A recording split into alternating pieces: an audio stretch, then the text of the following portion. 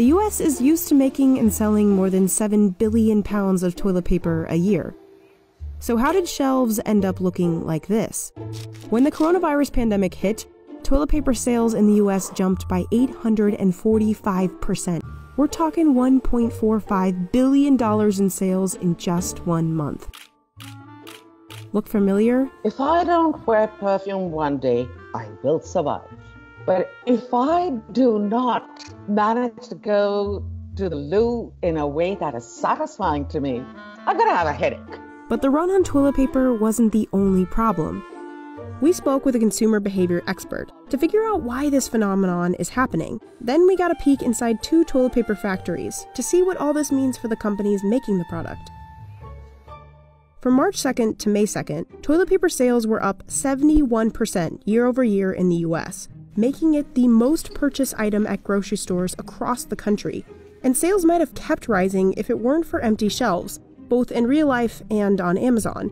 Along with the US, a run on toilet paper happened in Norway, Hong Kong, Singapore, and Australia. But in other countries, toilet paper wasn't the hot commodity. In India, people bought up wheat flour. In China, it was a run on rice. It is whatever makes you comfortable. It's something that will last and it won't spoil. Then there's the fear you feel when you're staring at an empty aisle. People started to be really scared that, look, I'm not going to get the paper that I need. Fear is a strong motivator. So whenever they had the opportunity, they would clear out the shelf as soon as it restocked. Toilet paper allows them to exert some kind of control over a universe that is completely out of control. It's not just the scared hoarders who are emptying shelves. There's also a divided supply chain.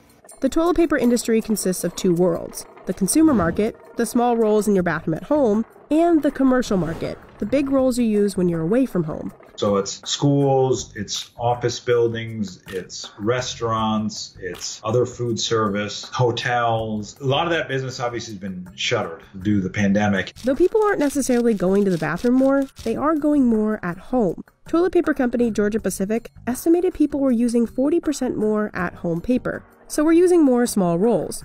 But can't companies that make the big stuff just start making the small stuff? Well, it's not that easy. There's not a machine that'll take commercial bath tissue to then retail bath tissue. At-home paper requires different input paper, packaging, and different machine configurations, which means companies in the at-home sector were pretty much on their own to meet an unprecedented demand, and they could barely keep shelves stocked. Toilet paper production normally looks like this. One company makes what are called parent rolls. Here, a mixture of paper and water called pulp is made. Water is squeezed out, and the remaining pulp is stretched out into thin sheets. It's heated and rolled into massive 9-foot rolls. There are about 46 miles of paper in just one of these.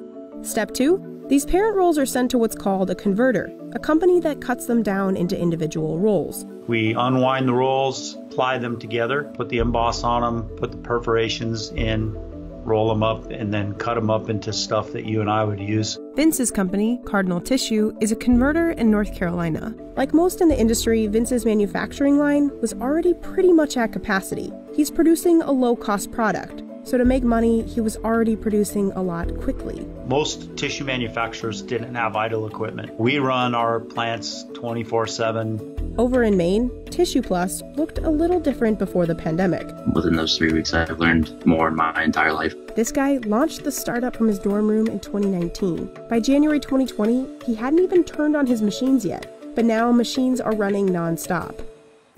To match demand, these 2 companies had a few tricks up their sleeves. Both had warehouses filled with stock. We emptied the warehouse and then ended in a situation where we're really just loading it straight onto a truck and getting it out as it's made. Vince narrowed down his product portfolio.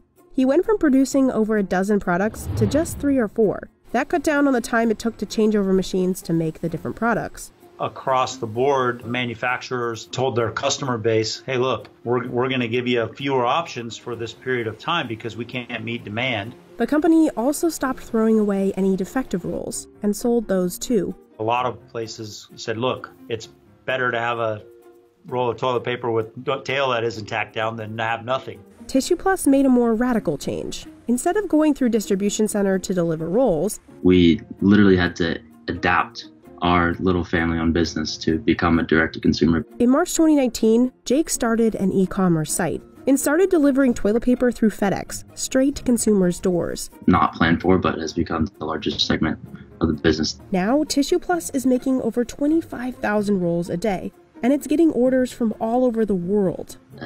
Contact from Iceland who reached out and asked if we could spare a container of toilet paper for them. And I said, I wish I could spare a container for you. I wish I could spare a truck, but we can barely fill a truck right now with the demand that's getting out the door. Jake's hoping to automate packaging to get up to 50,000 rolls a day. You can innovate an IT chip and a processor and a computer as much as you can innovate a roll of toilet paper. Over at Cardinal Paper, Vince has managed to increase shipments upwards of 70%. That comes out to 250,000 rolls per day. Because of all these industry pivots, producers are starting to catch up with demand. In March, 73% of grocery stores were out of toilet paper, but by May, the number dropped to 48%. So how can we keep closing the gap? I would say estimate how much you need. Just buy that much at the interval at which you need it. Meaning no loading up on 50 rolls in one cart. It's not very glamorous to be making toilet paper. It's not like making Ferraris. It's definitely a product that people need, and they have to have it, and they rely on it. You kind of have a little bit of a noble purpose, and I think people took that to heart.